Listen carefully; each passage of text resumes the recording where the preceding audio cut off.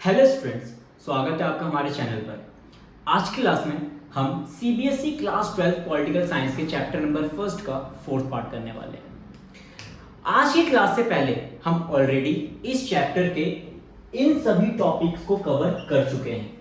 अगर आपने उस वीडियो को नहीं देखा तो पहले जाके उन वीडियोस को देख लीजिए, ताकि हम जो आगे आने वाला टॉपिक कर रहे हैं वो आपको अच्छे से समझ में आ जाए। ओके, तो शुरू करते हैं आज का टॉपिक जो है गुट निरपेक्षता, जिसको हम इंग्लिश में नैम भी कहते हैं। नैम की जो फुल फॉर्म होती है वो होती है non align movement. Non align movement Hindi में इसको बोलते हैं गुट निरपेक्षता। गुट निरपेक्षता का मतलब क्या होता है? गुट निरपेक्षता का मतलब होता है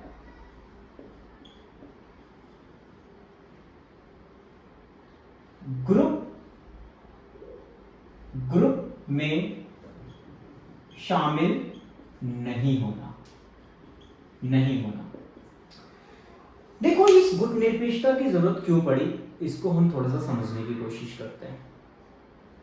हुआ क्या, 1945 में जब पूरा वर्ल्ड दो गुटों में बढ़ चुका था, यूएसए और यूएसएसआर, तो उस समय दोनों कंट्रीज जो यूएसए और यूएसएसआर थी, दोनों ग्रुप जो थे वो हर कंट्रीज को अपने में शामिल करने के लिए इनवाइट करते थे। और वो जो टाइम पीरियड था वो ऐसा टाइम पीरियड था जब बहुत सारे देश स्वतंत्र हो रहे थे। जैसे भारत आजाद हुआ, श्रीलंका आजाद हुआ, चाइना आजाद हुआ, बहुत सारी कंट्रीज आजाद हो रही थी। तो उस समय भारत जैसे देशों को इन कंट्रीज, ये जो यूएसए और यूएसएसआर थी, इन्होंने क्या क्या ऑफर किया कि भाई आप आओ और हमारे ग्रुप में शामिल हो जाओ, हमारे ग्रुप को ज्वाइन कर लो। अब भारत ने क्या सोचा? भारत ने सोचा कि भाई अभी अभी तो हम जस्ट आजाद हुए हैं अंग्रेजों से, अभी अभी आजाद हुए, अगर हम किसी भी ग्रुप में शामिल हो गए, दोनों में से किसी भी ग्रुप में शामिल हो गए, यूएसए या यूएसएसआर में, तो हमारी आजादी फिर से छिन जाएगी।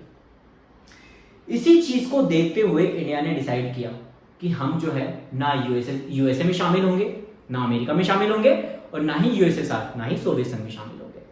हम जो है एक अलग ग्रुप बनाएंगे, हम अपना एक अलग ही ग्रुप बनाएंगे, ठीक है, जिसका नाम रखेंगे गुट निरपेक्षता। मींस हम किसी भी ग्रुप में शामिल नहीं होंगे, हम अपना एक अलग ग्रुप बनाएंगे। और ये जो ग्रुप होगा ये पूर्ण रूप से स्वतंत्र ग्रुप होगा, जिसमें कोई भी देश जो आना चाहे वो आ सकता है और अपनी मर्जी से जो मर्जी वो काम कर सकता है। ठीक है, तो गुट निरपेक्षता को हम तीसरी दुनिया के नाम से जानते हैं। तीसरी दुनिया वेरी इंपॉर्टेंट पॉइंट है, ये ध्यान रख लेना है आपने, वेरी इंपॉर्टेंट चीज है कि तीसरी दुनिया किसे कहते हैं। तीसरी दुनिया हम गुट निरपेक्षता को कहते हैं, या फिर तीसरी दुनिया हम विकासशील देशों को भी बोल सकते हैं, विकासशील देश। ठीक है, तो जब पूरा वर्ल्ड दो गुटों में डिवाइड था, उस समय भारत जैसे देशों ने सोचा कि हम दोनों में से किसी भी गुट में शामिल नहीं होंगे, हम अपना एक अलग ग्रुप बनाएंगे, उसे ही हम कहते हैं गुट निरपेक्षता। सिंपल वे में क्या मतलब है इसका, कि किसी भी गुट में शामिल ना होने की नीति, सबसे अलग रहने की नीति को हम कहेंगे गुट निरपेक्षता। अब सबसे अलग रहने का मतलब ये नहीं है कि हम किसी भी चीज में पार्टिसिपेट नहीं करेंगे, हम वर्ल्ड मीटिंग में भी पार्टिसिपेट करेंगे, अगर जरूरत पड़ेगी तो हम युद्ध भी करेंगे, लेकिन हम किसी भी ग्रुप में शामिल नहीं होंगे। तो आपको समझ में आ गया होगा कि भाई गुट निरपेक्षता का मतलब क्या होता है। अब ये गुट निरपेक्षता की शुरुआत हुई कब और कैसे शुरुआत हुई उसको देखते हैं। हुआ क्या कि 1955 में सबसे पहली बार गुट निरपेक्षता वर्ड निकल कर आया। एफ्रो एशियाई सम्मेलन 1955। ध्यान रखना, अगर आपसे पूछेगा कि भाई गुट निरपेक्षता की नींव सबसे पहली बार जो वर्ड का यूज हुआ, ठीक है, जहां पे पहली बार नींव पड़ी, वो कब पड़ी? 1955। कहां पे? बांडुंग क्या है? बांडुंग एक शहर का नाम है जो इंडोनेशिया में, और वहीं पर जो है पहली बार गुट निरपेक्षता शब्द निकल कर आया। तो ये डिसाइड कर लिया गया था कि भाई अब गुट निरपेक्षता बनाना ही बनाना है, नैम बनाना ही बनाना है। ओके, इसके बाद 1961 बेलग्रेड जो यूगोस्लाविया में, बेलग्रेड जो युगोस्लाविया में, बेलग्रेड शहर का नाम है युगोस्लाविया के, वहां पर गुट निरपेक्षता की स्थापना हुई। ठीक है, ये कई बार वेरी इंपॉर्टेंट क्वेश्चन है, कई बार पेपर में पूछा गया है, 95% चांस है तुम्हारे पेपर में पूछे जाने का कि भाई गुट निरपेक्षता की स्थापना हुई कहां पर है। ठीक है, तो गुट निरपेक्षता की स्थापना हुई है बेलग्रेड युगोस्लाविया में। अच्छा, एक नंबर का क्वेश्चन और आपसे पूछा जा सकता है इसमें कि जो नैम है, नैम इसकी फुल फॉर्म क्या है? नैम की फुल फॉर्म है नॉन अलाइंड मूवमेंट। ठीक है, तो आपको इस चीज का ध्यान रखना है। ओके, अब भाई गुट निरपेक्षता की स्थापना हो तो गई, लेकिन स्थापना करने में किन देशों का योगदान था? ठीक है, तो स्टार्टिंग में मेनली जो 3 कंट्रीज थी, इसमें 3 कंट्रीज कौन कौन सी थी? भारत, मिस्र और युगोस्लाविया। उस समय भारत के जो नेता थे वो थे पंडित जवाहरलाल नेहरू, मिस्र के जो नेता थे वो थे गमाल अब्दुल नासिर, और युगोस्लाविया के जो नेता थे जोसेफ ब्राज टिटो। ठीक है, इसके बाद 2 देश और उसी समय शामिल हो गए इसमें। मेनली तो हम बोलते हैं कि 3 देशों ने मिलकर इसकी स्थापना की, लेकिन अगर आप 5 देशों बोलोगे कि भाई 5 देशों ने मिलकर इसकी स्थापना की तो गलत नहीं होगा।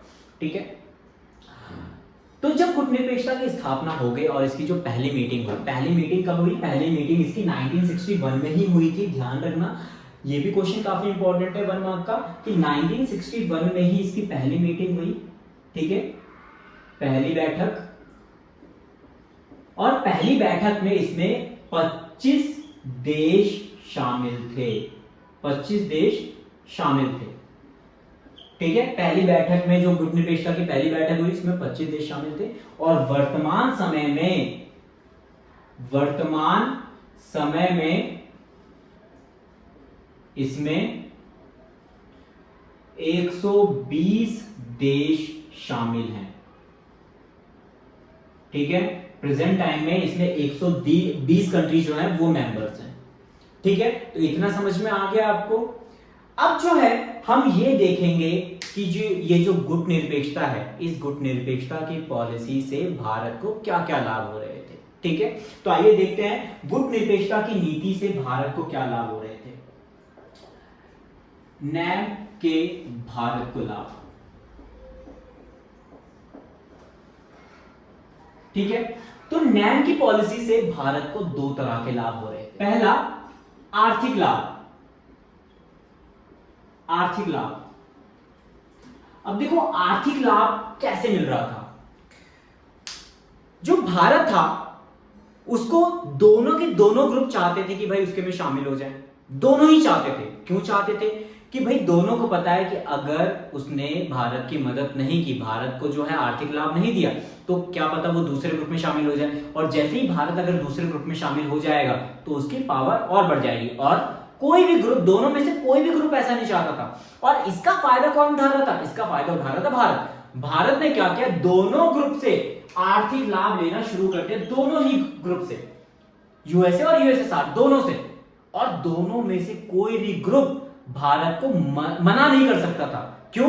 क्योंकि एक डर होता है ना कि भाई अगर मैंने मना कर दिया तो वो दूसरे ग्रुप में कहीं शामिल ना हो जाए। समझ में आ गया? तो पहला तो प्रॉफिट ये हो रहा था। दूसरा क्या प्रॉफिट हो रहा था? दूसरा प्रॉफिट मिल रहा था उसको सुरक्षा। सुरक्षा, अब देखो सुरक्षा कैसे मिल रही थी? मान लो कि अगर दोनों ग्रुप में से कोई भी, मान लो चलो यूएसए ने क्या किया? भारत पे आक्रमण कर दिया और उस पर कब्जा करने की कोशिश की, तो भारत तुरंत किसके पास जाएगा? यूएसएसआर के पास। और यूएसएसआर भारत को तुरंत हेल्प करेगा। किस उम्मीद में? इस उम्मीद में कि भारत उसके में शामिल हो जाए और कहीं गलती से भी यूएसए उस पर कब्जा ना कर ले। ठीक है, इतना समझ में आ गया? एक तो ये बात। अब मान लो चलो यूएसएसआर ही भारत पे आक्रमण कर दे, तब क्या होगा? तब भारत यूएसए के पास चले जाएगा। अब यूएसए भी यही सोचेगा कि कहीं यूएसएसआर पे कब्जा ना कर ले, इसलिए यूएसए भी उसकी मदद करेगा। तो कहीं ना कहीं भारत को दोनों तरफ से सुरक्षा मिल रही थी। यूएसए से भी सुरक्षा मिल रही थी और यूएसएसआर से भी सुरक्षा मिल रही थी। अमेरिका से भी सुरक्षा मिल रही थी और सोवियत संघ से भी सुरक्षा मिल रही थी। क्यों? क्योंकि दोनों, अब चलो ये चीज तो ठीक है कि दोनों तरफ से सुरक्षा मिल रही है, बाय चांस कोई तीसरी कंट्री आके आक्रमण कर दे तब तो ये दोनों है ही बैठ रखे उनकी मदद करने के लिए। समझ में आ गया? तो एक चीज था कि भाई गुट निरपेक्षता की नीति जब भारत ने अपनाई तो उससे भारत को बहुत ज्यादा प्रॉफिट होने लग गया। भारत ने चालाकी से दोनों गुटों से मदद लेनी शुरू कर दी। तो आई होप आपको ये टॉपिक भी समझ में आ गया होगा। जब भारत ने गुटनिरपेक्षता की नीति अपनाई तो सभी देश उसका समर्थन नहीं कर रहे थे। कुछ ऐसे भी लोग थे, कुछ ऐसे भी देश थे जो उसका विरोध कर रहे थे, जो उसकी आलोचनाएं कर रहे थे। वो क्या कह रहे थे वो देखते हैं कि भारत की गुटनिरपेक्षता की नीति की क्या क्या आलोचनाएं हो रही थी। ठीक है, तो ये टॉपिक भी पेपर में क्वेश्चन में पूछ लिया जाता है कि भारतीय गुटनिरपेक्षता की नीति की आलोचनाएं। ठीक है, एक बात आपको ध्यान रखनी है कि ये जो आलोचनाएं कर रहे हैं ये मैं और तुम नहीं है, ये वो लोग हैं जो भारत की गुटनिरपेक्षता की नीति से असहमत हैं। ठीक है, वो लोग क्या बोल रहे हैं? वो लोग बोलते हैं कि जो भारत की गुटनिरपेक्षता की नीति है वो क्या है? सिद्धांत विहीन है, प्रिंसिपल लेस है, सिद्धांत विहीन क्यों बोलते हैं? वो बोलते हैं सिद्धांत विहीन, भारत की गुटनिरपेक्षता की नीति को सिद्धांत विहीन इसलिए बोलते हैं क्योंकि वो बोलते हैं भारत जो है वो आर्थिक मदद लेने के लिए कभी भी किसी भी ग्रुप के पास चले जाता है। कभी वो अमेरिका के पास चले जाता है, कभी वो यूएसएसआर के पास चले जाता है। तो ऐसे में हम भारत का भरोसा कैसे कर लें? हम कैसे बोल लें कि भारत की जो नीति है वो गुटनिरपेक्षता की है, जबकि गुटनिरपेक्षता की नीति का मतलब तो होता है भाई किसी भी गुट में शामिल ना होना, किसी भी गुट से कोई मतलब नहीं रखना। लेकिन जब आपको पैसे चाहिए होते हैं, जब आपको आर्थिक मदद चाहिए होती है, तो आप दोनों में से किसी भी गुट के पास चले जाते हो। तो जो आलोचक है वो बोलते हैं कि भारत की जो गुटनिरपेक्षता की नीति है वो सिद्धांत विहीन है। ठीक है, उसमें कोई दम नहीं है। क्यों? क्योंकि वो आर्थिक मदद के लिए कभी भी किसी भी गुट के पास चले जाता है। ओके, तो पहली चीज तो वो ये बोलते हैं। दूसरी चीज आलोचक क्या बोलते थे? दूसरी चीज बोलते थे कि जो भारत की गुटनिरपेक्षता है वो क्या है? खोखला दावा है, खोखला दावा। क्यों भाई, ऐसा क्यों बोल रहे थे वो? एक्चुअली में क्या हुआ था कि 1971 में इंडिया और पाकिस्तान के बीच में एक वॉर हुई थी 1971 में, और उस समय अमेरिका जो था वो पाकिस्तान को सपोर्ट कर रहा था छुप छुप के। ठीक है, जब इंडिया ने अमेरिका से मदद मांगी कि भाई हमारी मदद कर दो, तो उस समय अमेरिका ने उसकी मदद नहीं की। उस समय वो पाकिस्तान को सपोर्ट कर रहा था। उसके पीछे भी एक रीजन था कि वो कहीं ना कहीं पाकिस्तान में अपने सैनिक अड्डे बनाना चाहता था, वो उसके ऊपर कब्जा करना चाहता था और उसकी भूमि का यूज करना चाहता था। लेकिन जब इंडिया को मना किया अमेरिका ने, तो मजबूर होकर इंडिया को जाना पड़ा रशिया के पास। अब जब वो रशिया के पास गया, मींस यूएसएसआर के पास गया, तो दोनों के बीच में एक 20 साल का एग्रीमेंट हुआ। 20 साल का, 20 साल की एक मित्रता की संधि हुई, मित्रता की संधि। ठीक है, जिसके बाद क्या हुआ कि यूएसएसआर ने भारत की मदद की और इन दोनों के बीच में जो वॉर हुआ उसमें जीत इंडिया की हुई। लेकिन इस संधि को आलोचक मानते हैं कि कहीं ना कहीं भारत जो है वो यूएसएसआर में शामिल हो गया। एक्चुअली में ऐसा था नहीं। हम ये देखते हैं कि शीत युद्ध के समय भारत की क्या भूमिका थी, क्योंकि कई बार आपके क्वेश्चन पेपर में ये क्वेश्चन पूछा गया है कि जब शीत युद्ध चल रहा था उस समय भारत ने क्या रोल प्ले किया था। तो आइए देखते हैं कि शीत युद्ध के टाइम पे भारत की क्या भूमिका थी।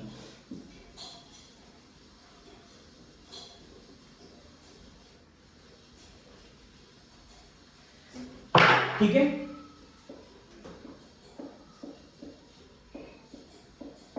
में भारत की भूमिका देखो, जब शीत युद्ध चल रहा था तो शीत युद्ध में जो सबसे पहला काम था भारत का क्या था? अपने आप को, मतलब खुद को दोनों गुटों से दूर रखना। दोनों गुटों से मतलब दोनों ग्रुप से दूर रखना। सबसे पहला काम तो ये था उसका। दूसरा था कि दूसरे देशों को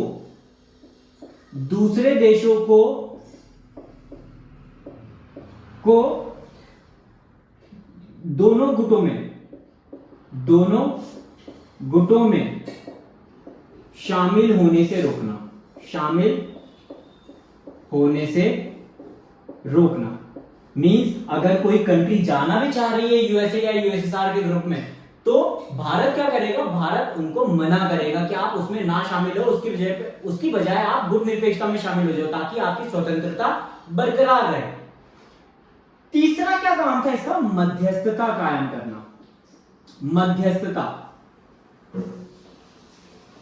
मध्यस्थता का मतलब क्या होता है, मध्यस्थता का मतलब होता है कि एक तरह से मीडिएटर का काम करना, ठीक है, दोनों ग्रुप के बीच में मीडिएटर का काम करना, ठीक है, मतलब दोनों को समझाना कि युद्ध ना करे, बातचीत के द्वारा विवादों को सुलझाना, मेन यही काम था उसका, ठीक है। और जो चौथा काम था वो था कि शीत युद्ध के समय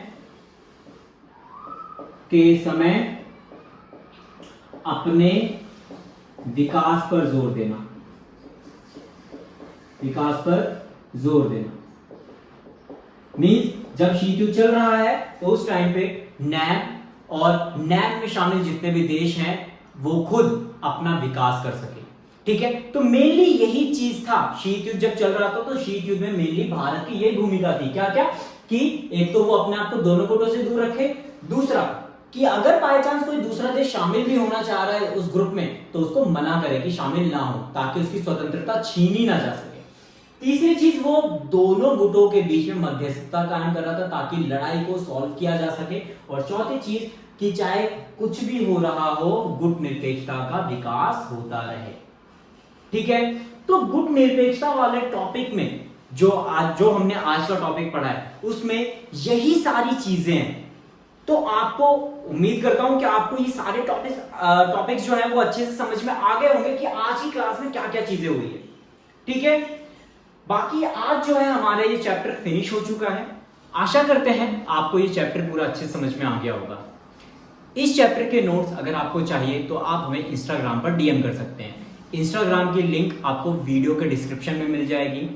अगर आपको इस चैप्टर से रिलेटेड कोई भी क्वेरी होगी तो आप वीडियो में कमेंट कर सकते हैं ताकि उसका सॉल्यूशन आपको मिल जाए। Okay, thank you.